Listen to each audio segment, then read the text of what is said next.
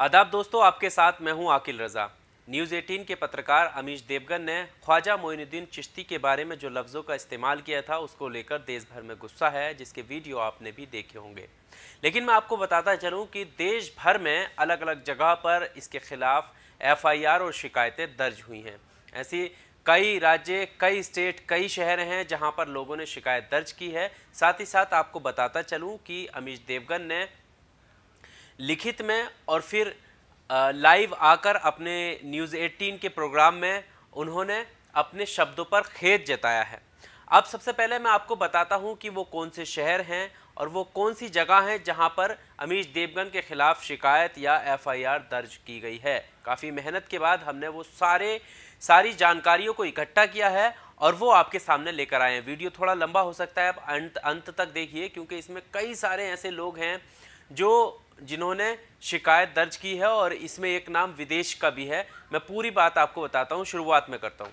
आपको बता दूं कि सबसे पहले इसकी शुरुआत जो है महाराष्ट्र मुंबई से हुई थी, यानी 16 जून का ये वीडियो था और उसके बाद शाम से ही FIR दर्ज होना शुरू हो गई थी। सबसे पहले शुरुआत इन्होंने की थी रज़ा एकेडमी ने मुंबई से, और मुंबई में इसके खिलाफ शिकायत दर्ज की गई थी और अमीश देवगन के खिलाफ सख्त कार्रवाई की मांग की गई थी।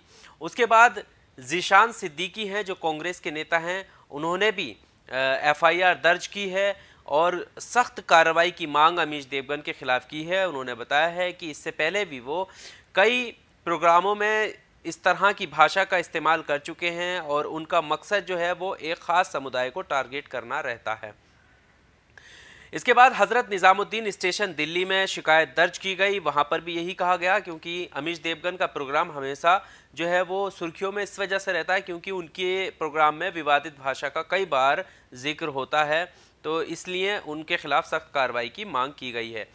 उसके बाद जब हम आते हैं तो दारुल उलूम देवबंद ने लिखित रूप में शिकायत दर्ज की और ये जताने की कोशिश की कि कई बार ये मुस्लिम समुदाय यानी ख़ास समुदाय को टारगेट करते हुए जो है अपना प्रोग्राम चलाते हैं और अब जो शब्दों का इस्तेमाल किया है वो बेहद ही नाकाबिले बर्दाश्त है और उनके खिलाफ सख्त कार्रवाई होनी चाहिए। दारुल उलूम देवबंद ने ऐसा कहा है। इसके बाद उत्तराखंड में भी कई जगह पर शिकायत दर्ज की गई, जिसका स्क्रीनशॉट आप लगातार देख ही रहे होंगे।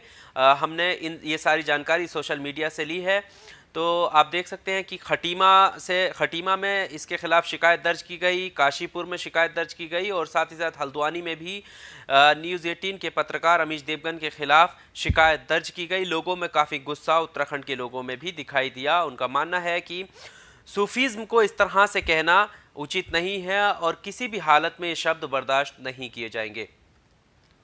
इसके अलावा महाराष्ट्र के नांदेड़ में भी शिकायत दर्ज की गई है। वहीं बरेली शरीफ में शिकायत दर्ज की गई है। रज़ा एक्शन कमेटी ने बरेली में शिकायत दर्ज की है न्यूज़ 18 के पत्रकार पर और सख्त कार्रवाई की मांग की है। इसके अलावा यूपी की राजधानी लखनऊ में सुमैया राणा, जो शायर मुनव्वर राणा की बेटी हैं, उन्होंने शिकायत दर्ज की है और सख्त कार्रवाई की मांग की है। सुन्नी यूथ फोर्स जो जबलपुर मध्य प्रदेश में है, वहां उन्होंने शिकायत दर्ज की है और सख्त कार्रवाई की मांग की है। लगातार लोगों का यही गुस्सा है कि इस तरीके के जो शब्द हैं वो बर्दाश्त नहीं किए जाएंगे और साथ ही साथ लोग ये भी कहते हुए दिखाई दिए हैं कि माफ़ी से भी अब काम नहीं चलने वाला है। इसके अलावा यूपी के मुरादाबाद में भी शिकायत दर्ज की गई है। मुरादाबाद में लोगों ने एकजुट होकर शिकायत दर्ज की है और अमीश देवगन के खिलाफ सख्त कार्रवाई की मांग की है।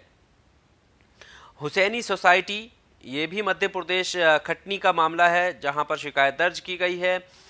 इसके अलावा शिवसेना ने भी शिकायत दर्ज की है। शिवसेना के नेता ने शिकायत दर्ज की है और कहा है कि वो सूफीज़्म में विश्वास रखते हैं। सूफीज़्म जो है वो शांति का प्रतीक है, मोहब्बत का प्रतीक है, इसीलिए हम भी सूफीज़्म को मानते हैं और ख्वाजा मोइनुद्दीन चिश्ती को मानते हैं। इसलिए हमें खेद पहुंचा है और हम किसी भी हालत में इन शब्दों को बर्दाश्त नहीं करेंगे, ऐसा कहते हुए उन्होंने शिकायत दर्ज की है और सख्त कार्रवाई की मांग की है।